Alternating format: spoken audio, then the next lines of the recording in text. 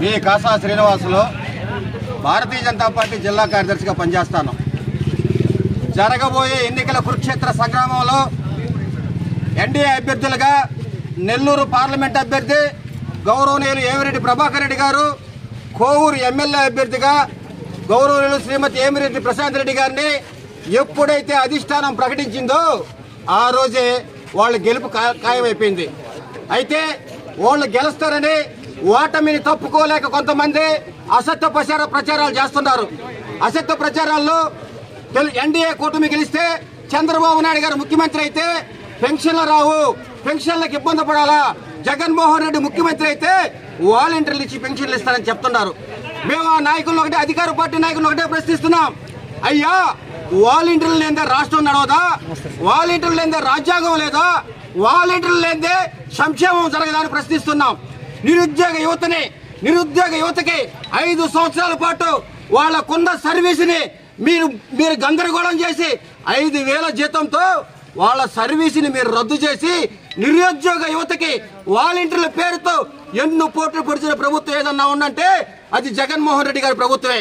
వాలంటీర్లకి ఏదన్నా కంపెనీలు తెస్తే వాళ్ళ జీవితాలు బాగుపడాయి, లేదా ఉన్న చిన్న చిన్న ఫ్యాక్టరీలు కర్మాగారాలు పెట్టిస్తే వాళ్ళ జీవితాలు బాగుపడాయి. వాళ్ళకు ఉద్యోగాలు చూపించకుండా, వాళ్ళకి బతికేదానికి మార్గం చూపించకుండా మీ సొంత కార్యకర్తలాగా నిరుద్యోగ యువతని వాలంటీర్లుగా వాడుకొని వాళ్ళ జీవితాలతో ఆట ఆడుకొని ఈ రోజు వాలంటీర్లు పెట్టుకుని ఆ ఎలక్షన్కి వస్తారా?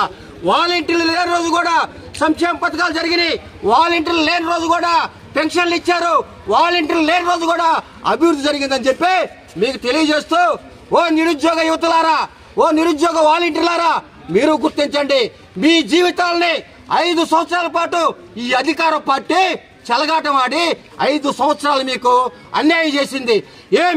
అందరికీ వేల జీతాలు ఇచ్చే మీరు వాలంటీర్లకి వాళ్ళని అడ్డం పెట్టుకొని ప్రభుత్వం నడిపే మీరు 15,000 రూపాయల జీతం ఎందుకు ఇవ్వకూడదని మేము ప్రశ్నిస్తున్నాం.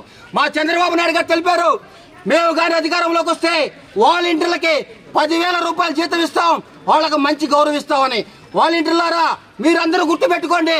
ఎన్డీఏ నిలబెట్టినటువంటి ఏమిరెడ్డి ప్రశాంతమ్మ గారికి, ఎన్డీఏ బలపరిచినటువంటి ఎంపీ అభ్యర్థి ఏమిరెడ్డి ప్రభాకర్ రెడ్డి గారికి ఓట్లేసి గెలిపించండి. మీకు మంచి భవిష్యత్తు చూపిస్తాం, నిరుద్యోగులకి ఉద్యోగాలు వచ్చే మార్గం చూపిస్తాం. కానీ మిమ్మల్ని అడ్డం పెట్టుకుని రాజకీయం చేసే పరిస్థితి ఎన్డీఏ ప్రభుత్వానికి లేదని మీరందరూ ఆలోచించాలని మీ వాలంటీర్లకు చేతులతో నమస్కరిస్తున్నాను.